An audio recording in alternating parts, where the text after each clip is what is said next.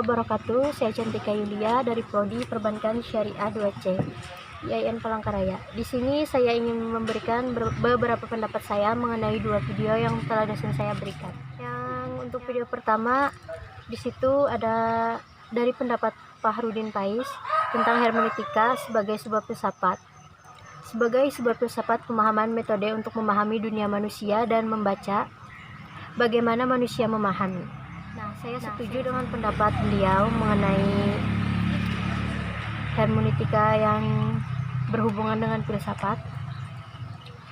Dengan apa yang dan saya juga setuju dengan apa yang dikatakan beliau mengenai hermeneutika yang mana bila Anda beli satu buku dan buku yang lainnya maka isinya akan berbeda. Mengapa? Karena setiap buku tersebut macam-macam orang yang menjelaskan dan memberikan pendapatnya.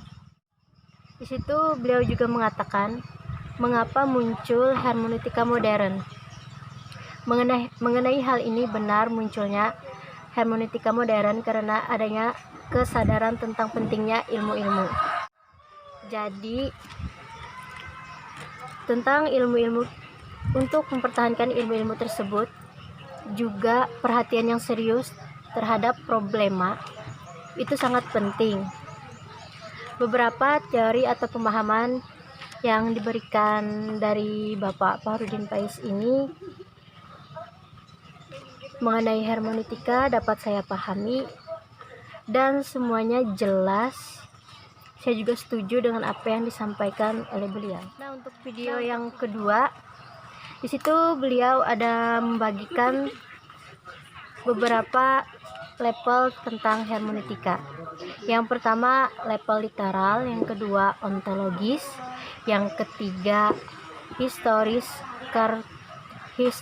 kultural, dan yang terakhir level eksistensial.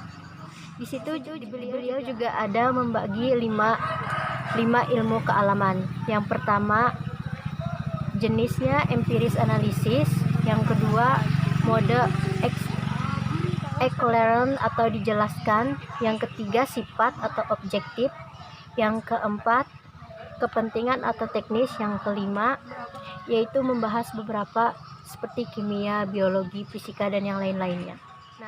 Nah, saya setuju dalam memahami hermeneutika.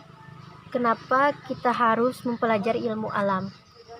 Ya, memang harus, karena kita perlu beradaptasi dengan alam, kita perlu tahu bagaimana alam itu dan kita harus dekat dengan alam.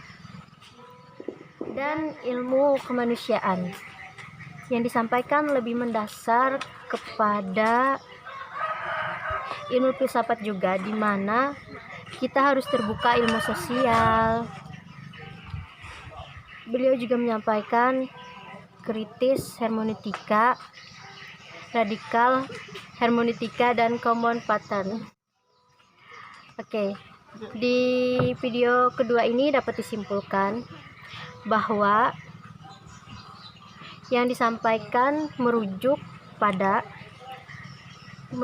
sosial atau global, di mana dalam mengenal dan memahami hermeneutika tidak hanya pada satu ilmu, tetapi juga memahami ilmu yang lainnya. Mungkin hanya itu yang bisa yang saya sampaikan, kurang lebihnya mohon maaf. Wassalamualaikum warahmatullahi wabarakatuh.